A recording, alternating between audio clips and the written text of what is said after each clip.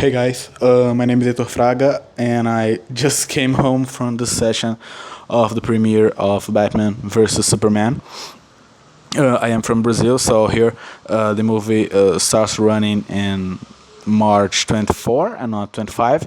So the premiere was tonight, day 23.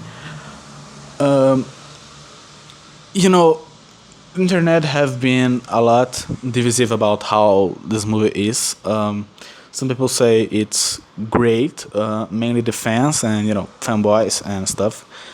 Uh, and there are some critics that says that the movie suck hard.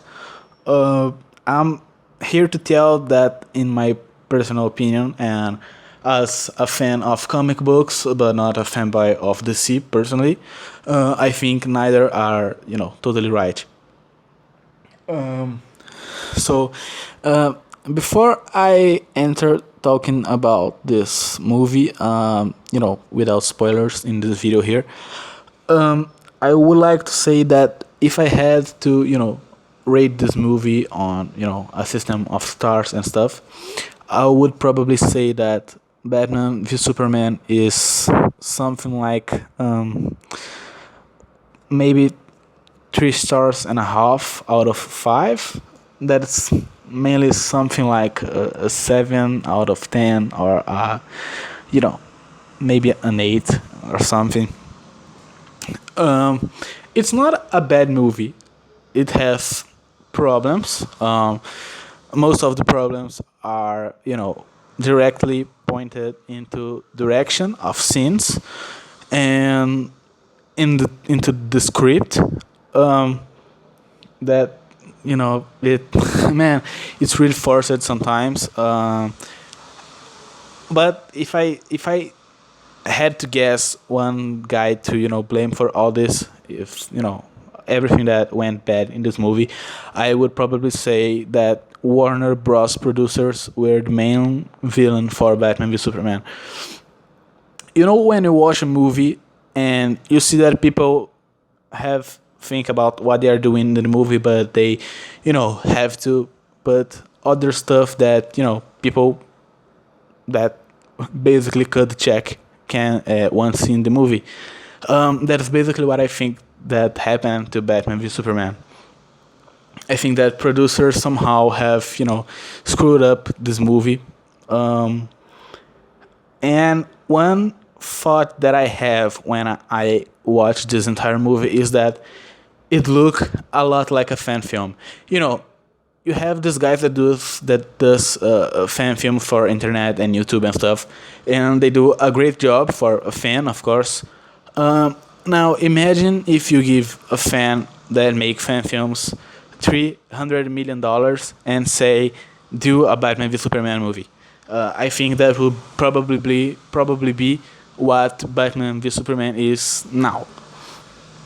What that means? It means that this movie is the wet dreams of all fans, not fans, fanboys. Um, it has so many references to the comics. It's basically a huge monument to the comic book history and all the great things that ever happened to Batman and Superman in the comics. Um that Zack Snyder put a signature in the end. If I had to say something about the script, I think that maybe uh, it's Chris Terrio that writes the script, right? I don't believe he's actually a fan of comic books. If I'm saying stuff that are false here, or if he's a big fan or something, but it felt like he had abilities of writing stuff, and then people at Warner Brothers and DC Universe in the movies gave him like this really really big pile of comic books and sagas, and he did a big study on it, and he just pick it up and apply it to the movie. um, when you grow up as a comic book fan and you read this stuff monthly or weekly, and you grow up along the years, going in this journey with the characters in all their phases and different writers and stuff. They have different moments, different circumstances of the world, how they, operate, what they mean to people, to society itself as a media, and characters evolve across the years. Across decades, Batman v Superman have been treated in very different ways, in similar ways, in parallel ways. They have been a lot of stuff, each one of them, and constantly they are changing their status quo and stuff. And I think that the people that write this script had a list of all the moments and all the phases and all the ways these characters have been treated in the comics. And instead of assimilating it across the years, this person simply read everything in one day and decided to put everything in the book, in the movie. To be honest, I think that I can understand why hardcore fans are loving this movie. This movie is, as I said, a huge monument to comic books. It has a lot of moments that happen in the comics, and it's great to people that love this stuff see it, because you're mainly seeing what you always have read in comics in pages in front of your eyes becoming true. Because with $300 million, you can make basically anything looks like real. Even if the CGI sometimes it's kind of weird. But I mean, I think that the overall public may not be too into this movie because it has some serious flaws about its script. I mean, I have been in these last 2 months, I have been constantly saying to myself that I've been searching for everything that could go wrong with this movie because I were really hyped for it, and I did not want to, come to theaters and, be totally disappointed by the movie, and because, I were expecting too much, what would probably happen if I did not were already telling myself that this could go bad. And it does not go bad. I mean, it has some really lost parts that I'll probably talk about in a spoilery video that I recommend you to watch because, it's, you will understand better what I am trying to say here. But it's a good movie, man. You can, go to the theaters and you can watch it like 2 or 3 times. Imagine Man of Steel if Man of Steel had 3 hours long. It has some really flaws because Man of Steel had flaws and Batman v Superman have flaws, and those are basically the same in the way they operate. I think Zack Snyder kind of exaggerated in some moments. The script does not help, but the action scenes are awesome as usual because basically Zack Snyder know how to shoot action scenes, and he plays Arkham Knight a lot because Batman is probably the best fighter in the universe on this movie, even if he gets hit sometimes. I mean, I am really trying to simulate everything that I want to say here without giving too many spoilers, but it's kind of hard because there are some crucial moments in the script that needs to be discussed and told about and stuff too, so I can make my point here clear. So this movie is a 3.5 stars out of 5. The action scenes are great. Snyder knows how to shot epic stuff. Even if I think that Man of Steel have more epic shots than this one here, the epic scenes in this one are really short, and they are more real. You know how Man of Steel had always this light coming from behind and everything was like shadowy, and you have the Superman silhouette on top of light and stuff. And I think they mainly wasted all the epic shots in the trailers and photos by now, so you won't be surprised by any particular scene. There are some nice stuff about it, some really great shots. Um, the the movie have like three opening scenes happening at the same time, like a flashback, flash forward, slash at the same time, and it's really weird. But Snyder knows how to shot epic stuff, and that intro was epic. I'll give that. The movie has a great intro that is great. I will not say what it is in this video. Um, Action scenes are great. The characters were mainly well depicted in the script.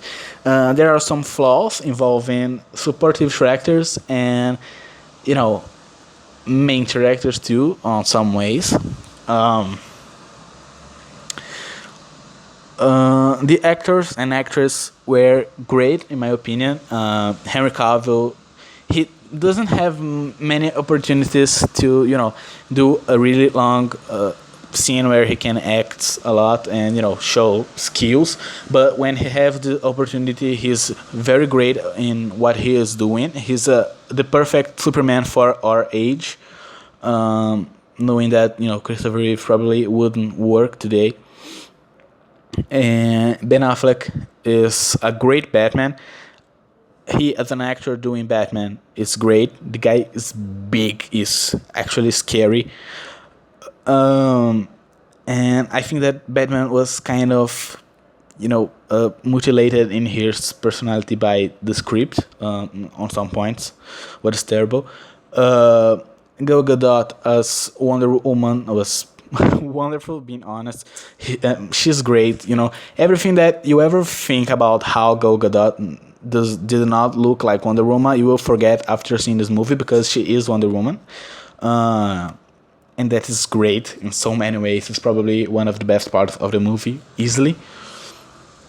Jesse Eisenberg as Lex Luthor was maybe a little bit too much, but the voice stuff was a little bit more impressive in English. So I watched it, in Portuguese with different voices and stuff. What diminishes a little how weird he looked in English. What may have been a good thing, but I don't know. I can talk too much about it. But the character in overall was good, and Jesse Eisenberg does a decent job doing it. Amy Adams was great as Lois Lane, but she does not have much space in the plot, despite the fact that she is really important to the story.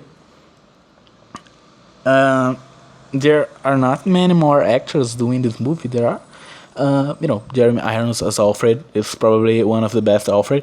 It has a lot of less time than Michael Caine, for example, and he does an incredible job as Alfred. Those that kind of badass Alfred that always have an answer to Batman, and he treat him more like a kid than anything else. And that's basically this Alfred. He's really harsh on Batman, as he should be. Different from Michael Caine on some aspects. That Michael Caine would look like really fragile and stuff. And Jeremy Irons could totally kick Batman's ass. This story, as I said, have issues that I'll discuss in another video, because I'll obviously do another video. What else can I say? I can say pretty much more without giving too much spoilers. The direction I think was kind of weird in some ways. I think that Zack Snyder exaggerated too much on his signature on this movie. But as I said, this is the wet dreams of all fanboys for DC. It has moments that you look at the screen and you are basically looking into a cinematic version of pages you read before. There is actually one scene that I'll never forget, because at the same time it's really awesome to see it in a cinematic version. It's at the same time very bad to see that they are really lazy to copy that so entirely. I mean, dude. It's not a bad movie. It's not this bomb people are telling it is. It's nice in a lot of ways. It's bad in some others, but in overall, it's a good movie. So I'll watch it again definitely, and you should watch it too because DC deserves the chance to keep going with their universe. There are some really good choices made in this movie.